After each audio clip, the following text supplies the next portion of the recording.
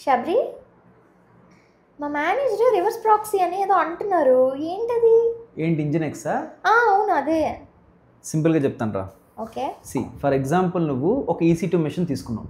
ఆ EC2 మిషన్లోనే నువ్వు ఒక ఆర్డరింగ్ అప్లికేషన్ డిప్లాయ్ చేసావు. ఇది ఒక 8080 పోర్ట్లో రన్ అవుతుంది. ఇప్పుడు దీన్ని పిలాలి అనుకో, సింపుల్గా ఆ మిషన్ అయిపోయి ఆ ఆర్డరింగ్ పోర్ట్ పెట్టిస్తే ఈ మిషన్ పిలవచ్చు. At the same time same మిషన్లో నువ్వు ఇంకో అప్లికేషన్ డిప్లాయ్ చేసావు. ఆ అప్లికేషన్కి 8081 పోర్ట్ ఉంది. ఇప్పుడు ఈ అప్లికేషన్ పిలాలి అనుకో, సింపుల్గా మిషన్ అయిపోయి ఆ పోర్టు వాడితే ఇది పలుకుతుంది. చాలాసార్లు క్లయింట్స్కి ఇలాగా డిఫరెంట్ అప్లికేషన్స్కి డిఫరెంట్ ఎండ్ పాయింట్స్ ఉంటే వాళ్ళు కన్ఫ్యూజ్ అవుతారన్నమాట.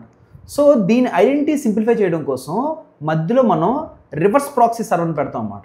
ఈ రివర్స్ ప్రాక్సీ సర్వర్ ఏం చేస్తుంది? ఫస్ట్ రిక్వెస్ట్ రాగానే ఈ రివర్స్ ప్రాక్సీ సర్వర్కి వస్తుంది.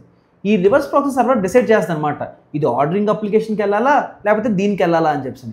ఏ అప్లికేషన్కి వెళ్ళాలా అనే రూల్స్ మనం దీంట్లో కాన్ఫిగర్ చేసుకోవచ్చు. దీన్నే రివర్స్ ప్రాక్సీ సర్వర్ అంటాం. సర్వర్ అని అనొచ్చు కదా, రివర్స్ ప్రాక్సీ సర్వర్ అని ఎందుకు అంటున్నారు? Good question. ఇప్పుడు ఫర్ ఎగ్జాంపుల్ నువ్వు google.com పిలుస్తున్నావు అనుకో, పిలుస్తున్నప్పుడు మధ్యలో నువ్వు VPN సర్వర్ వాడుతున్నావు.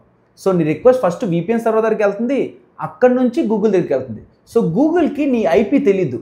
సో క్లయింట్ యొక్క ఐడెంటిటీని మనం ప్రాక్సీ చేసి పంపిస్తున్నాం. ఇక్కడ దీన్ని ఫార్వర్డ్ ప్రాక్సీ అంటాం.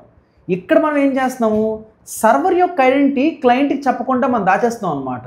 దీన్ని రివర్స్ ప్రాక్సీ అంటాం. అంతెందుకు, ఈవెన్ మన లోడ్ బ్యాలెన్స్ అని కూడాను రివర్స్ ప్రాక్సీ సర్వర్ కూడా అనొచ్చు అనమాట. ఇన్నాళ్ళు వాడేస్తున్నాం కానీ ఇప్పుడు అర్థమైంది అంటే ఏంటో.